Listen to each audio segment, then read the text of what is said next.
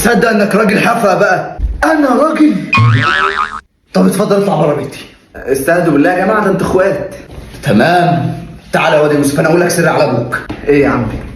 اياك تعمل كده. قرب منك علشان ابوك ما يسمعش السر. ده انا اللي هتكلم. تعالى. ها، ما تقولش لحد خالص. تمام، ما تقلقش. قول بقى. يلا سلام عليكم بقى. احفظ السر. السر فين السر؟ خد هنا. ايه السر اللي عمك قاله لك؟ قال لي ما اقولش لحد خالص. هو انا حد يالا؟ لو خيروك تدخل الجنة أو تأخذ $1,000,000، إذا اخترت أن تدخل الجنة ضع لايك واشتراك واكتب في التعليقات اللهم ارزقنا الجنة.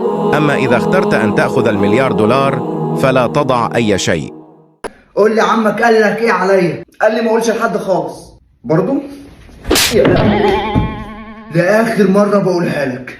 انت وقول لي ايه السر اللي عمك قاله لك عليا.